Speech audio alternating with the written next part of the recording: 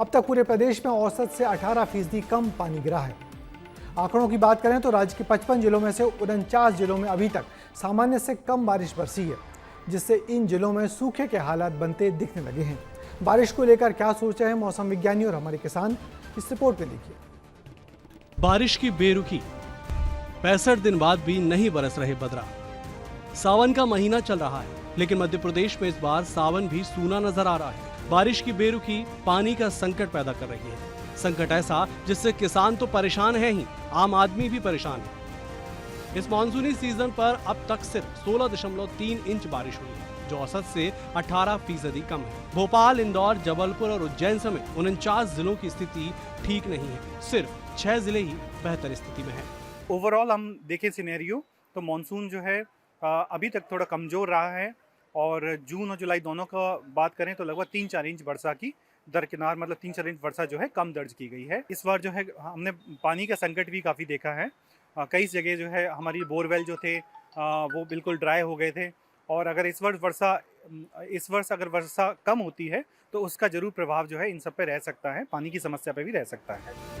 इस वजह से प्रदेश में सूखे जैसे हालात बन गए हैं। आर्थिक राजधानी इंदौर में 13 से 15 इंच तक की बारिश हुई है, जबकि सामान्य बारिश 18 इंच होनी चाहिए थी। यहाँ का सबसे बड़ा तालाब बिलावली तालाब भी सूखा पड़ा है। इस समय मैं जिस जगह पर खड़ी हूँ ये कोई खाली जमीन नहीं है, खाली प्लॉट नहीं है, जबकि ये एक तालाब है।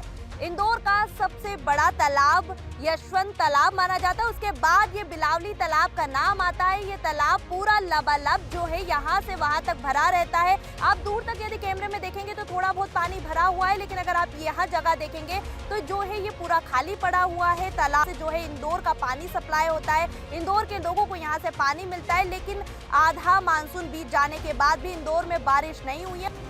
इंदौर के जैसे ही हालात उज्जैन में भी हैं। यहाँ 900 मिलीमीटर की जगह 534 मिलीमीटर औसतन बारिश हुई है। हालांकि किसानों की स्थिति को लेकर जानकारों का कहना है कि कम बारिश से किसानों को थोड़ी परेशानी तो होगी ही। किसानों के लिए अनुरोध ये है कि आप अपना जो खेत में नमी है उसको बचाने का आपको पूरा प्रयास करना है, ताकि जो नमी खेत में है वो हमारा बाष्पोत्सर्जन के कारण वो नष्ट ना हो। ये कोशिश करना है कि हम कम पानी वाली फसलें लगाएं, जैसे कि चना है, मसूर है, या कि हमें अलसी है। ऐसी फसलों पे बजाय कि हम ज़्यादा पानी वाली गेहूं की फसलें लगाएं। किसानों के साथ उज्जैन के रहवासियों को भी पानी की दिक्कतों का सामना करना पड़ रहा है। निगम का कहना है कि पीने के पानी के लिए वैकल्पिक सारी व्यवस्थाएं कर दी गई हैं। तो हमारे गंभीर डैम से हमने नर्मदा जी की पाइपलाइन को जोड़ दिया है। जहाँ तक पेयजल की बात है, पेयजल के लिए पूर्ण रूप से हम निश्चिंत हैं, क्योंकि जो डैम का स्तर है और जो कि नर्मदा का वैकल्पिक अपने पास सोर्स अवेलेबल है, उससे हम जलापूर्ति कर पाएंगे।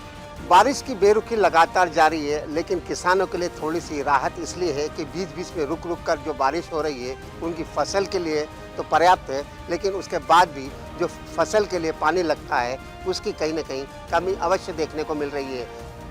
अभी तो बारिश कम हुई है, लेकिन मौसम केंद्र की माने तो अगले 3 दिन प्रदेश के उत्तरी हिस्से के कुछ जिलों में भारी बारिश का अलर्ट है। यदि सिस्टम स्ट्रांग रहा और तेज बारिश का दौर लगातार चला तो बारिश के आंकड़ों में सुधार आने की उम्मीद है। ब्यूरो रिपोर्ट, विस्तार न्यूज। तो कम बारिश होने से गांवों से लेकर शहरों तक बहुत परेशानी होगी। खेतों में हुई फसलों की बुआई को बचाने के लिए पानी का संकट खड़ा हो गया है, तो कस्बों और शहरों में पीने के पानी की किल्लत बढ़ जाएगी। वैसे मौसम विभाग का मानना है कि यदि इस महीने भी कोई सिस्टम सक्रिय हो गया तो प्रदेश में मानसून की कमी को काफ़ी हद तक पूरा किया जा सकेगा।